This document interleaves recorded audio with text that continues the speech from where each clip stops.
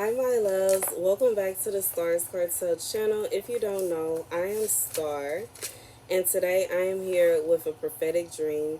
In this dream, I was at a church and I was singing in the choir, and someone who had came in with someone else was walking past me, flirting, and actually stopped someone else from talking to me.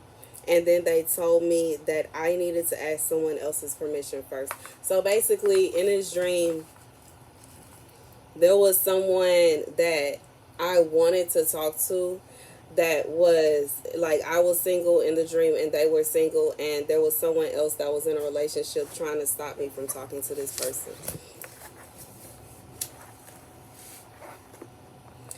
The scripture that God sent me to is Psalm 75. We praise you, God. We praise you, for your name is near. People tell of your wonderful deeds. You say, I choose the appointed time. It is I who judge with equity. When the earth and all its people quake, it is I who hold its pillars firm. To the arrogant I say, boast no more, and to the wicked, do not lift up your horns. Do not lift your horns against heaven. Do not speak so defiantly. So I feel like, okay, in this dream, like the message with this dream is for somebody.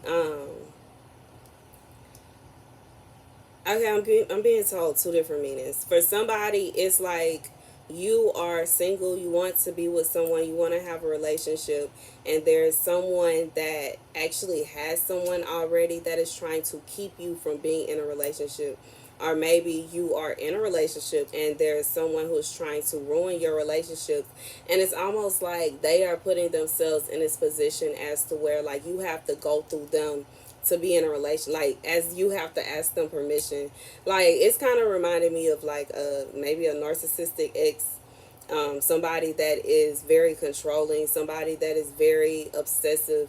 This person believes that you belong to them. They believe that they have the right to tell you if you can or cannot date, and who you can and cannot date. And God is saying no. Okay, God says um he chooses the appointed time, and he is the one who holds the pillars firm. He says to the arrogant, boast no more, and to the wicked, do not lift up your horns. So God is basically saying that this person does not have the right or the authority to tell you when you can and cannot date, and who you can and cannot date or be married to, or whatever it may be. Like, I'm just being reminded of, like, somebody, this person has been trying to hold something over your head, like, regardless to if it is things that they do for you. Maybe they help you, maybe they maybe they are someone that you depend on for a lot of different things. And they're telling you that if you get into a relationship, you can no longer depend on them. They'll no longer be there for you.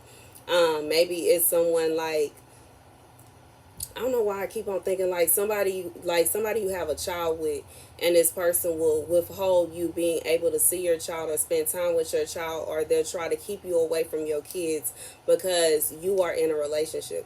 But whomever this person is, they got somebody. They are in a relationship, because I remember that distinctively in the dream. This person was in a relation. This person is in a relationship. They have somebody, and it's like they just want you to sit there by yourself, doing nothing, being sad, being lonely. Like, they want to see you in that likeness. And God is saying no. Okay, God is just God is blatantly saying no. You don't have to ask them permission.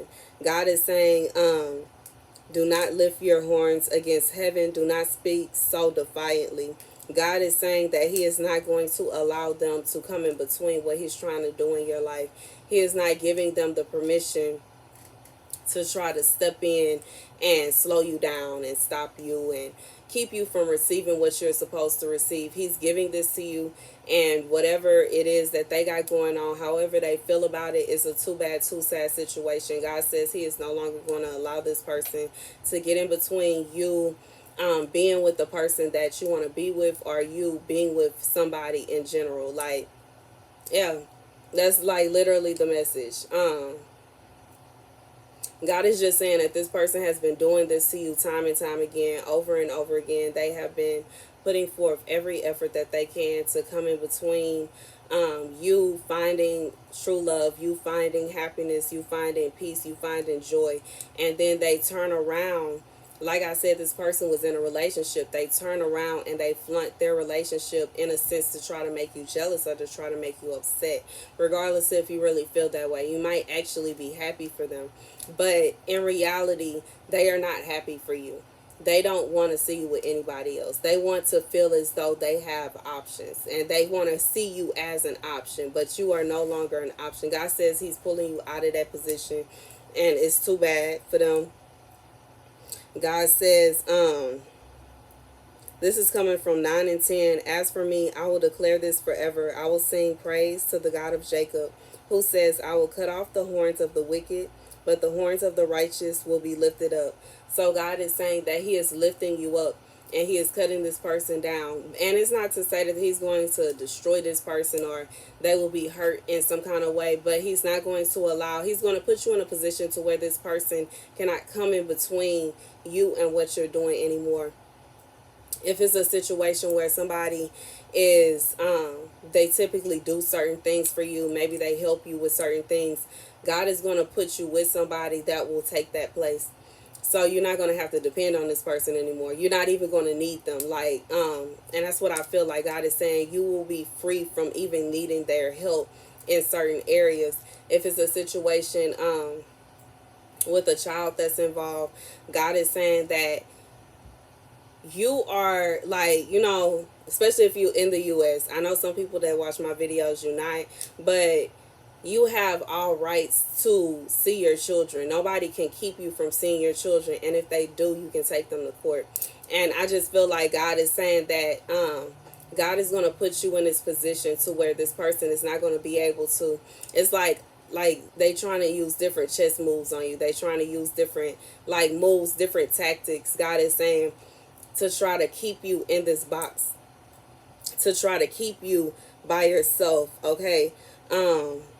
And 7, it says, it is God who judges. He brings one down, he exalts another. In the hand of the Lord is a cup full of foaming wine mixed with spices. He pours it out, and all the wicked of the earth drink it down to its very dregs. God is saying that he is the one who determines what kind of justice you'll receive. He is the one that determines how your fate will turn out. And in his eyes, he sees you as worthy. He says you're worthy of love, you're worthy of happiness, and he's not okay with someone trying to stand in the way of you receiving the happiness you deserve. He is not okay with somebody trying to hold you back from being with somebody that will truly love you, that truly cares about you. And he is actually going to start pouring out I almost hear not exactly a poison, but it's kind of like this is something that will keep, it's going to keep this person busy and away from you. It's something that's going to keep this person from being able to interfere with your life, interfere with your happiness, interfere with your joy. This person is not going to be able to meddle or they're not going to be able to do anything to you or to your relationship or in your life, because God is going to keep them from it. God is going to keep them from being able to. God is going to put you in a position to where you don't need them. God is going to put you into a position where you're not worried about what they can and cannot do. And God is going to put them into a position to where they have no choice. Regardless if it's a situation to where the kids are at a certain age where they can open their mouths and say, I miss such and such. And it'll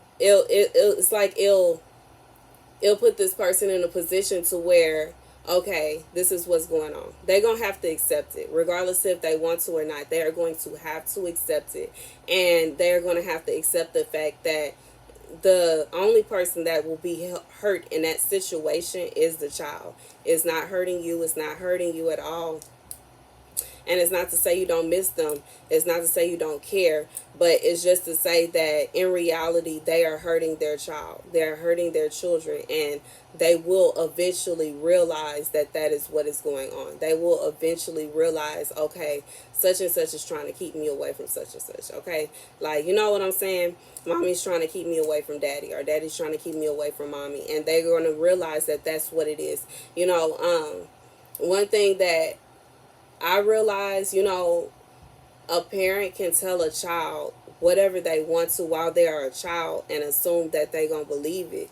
But once that child grows up, they're going to see certain things. Once they get that life experience and they start realizing what's really going on and they peep what's going on, ain't no more hiding. It's no more pretending, it's no more faking. Once the child is only a child for a certain amount of time, and once that child becomes an adult, that child is going to see what's real and what's fake. And God is just saying, don't worry about all of that. Whatever this person is holding against you, holding over your head, God is going to remove that for you. And that's the message. Thank you guys for watching. Be sure to like, share, and subscribe.